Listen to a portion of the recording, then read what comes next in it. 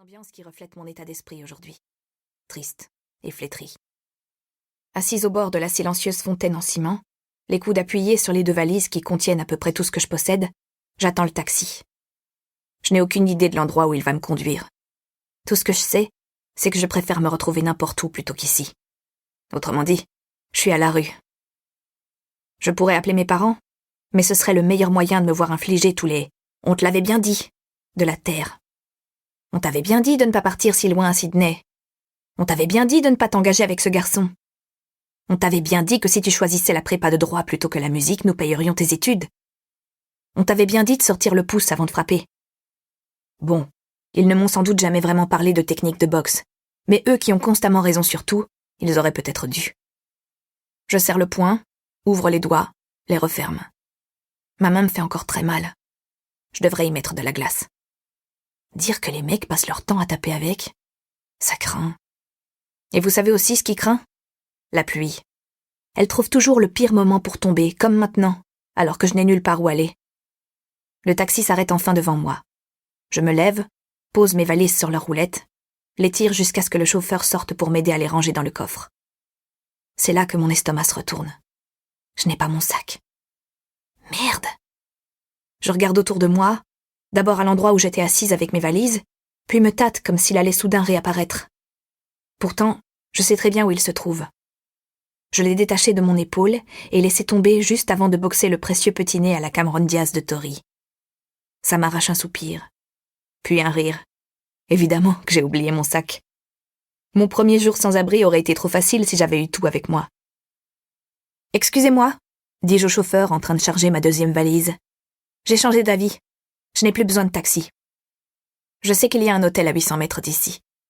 Si je trouve le courage de remonter chercher mon sac, je pourrais m'y rendre à pied et prendre une chambre jusqu'à ce que je sache quoi faire d'autre. De toute façon, je suis déjà trempée. » Le chauffeur ressort les 2 valises, les dépose sur le trottoir devant moi, regagne sa voiture sans me jeter un seul regard et repart. À croire qu'il est soulagé de pouvoir me laisser tomber. Ai-je donc l'air si lamentable ? Je reprends mes bagages et retourne à la place où j'étais. Tout en jetant un coup d'œil vers mon appartement, je me demande ce qui se passerait si je remontais chercher mon portefeuille. J'ai laissé un tel foutoir en le quittant. Je préférerais encore me retrouver à la rue sous la pluie que de retourner là-haut. Maintenant, il s'agit d'examiner la situation. Je pourrais peut-être payer quelqu'un pour monter à ma place. Mais qui ? D'ailleurs, il n'y a personne dans les parages, et rien ne dit que Hunter ou Tori remettraient mon sac à une autre personne. C'est nul. Il va bien falloir que je finisse par appeler quelqu'un, mais pour le moment, je suis trop gênée pour avouer à quel point j'ai été aveugle ces 2 dernières années. Je déteste déjà avoir 22 ans, et il me reste encore 364 jours à tirer. C'est tellement nul que je... pleure ? Génial ! Voilà que je pleure maintenant. Plus un rond, en larmes, défiguré et sans abri, c'est moi. Et j'ai beau ne pas vouloir l'admettre, je crois bien que j'ai aussi le cœur brisé. Oui, maintenant je sanglote. C'est bien ce que ça doit faire d'avoir le cœur brisé. Il pleut, dépêche-toi. Je lève la tête et aperçois une fille devant moi. Le parapluie à la main, elle me regarde d'un air inquiet tout en sautillant d'un pied sur l'autre, l'air d'attendre que je réagisse. Allez, je suis trempée, dépêche! Elle s'exprime d'une voix légèrement impatiente, comme si elle me faisait une sorte de faveur. Une main sur le front, je hausse un sourcil. Je ne vois pas pourquoi elle se plaint d'être mouillée alors qu'elle ne porte à peu près aucun vêtement, ou si peu. Un débardeur coupé juste sous la poitrine, un short orange. Ah oui, l'uniforme des serveuses sexy du Hooters.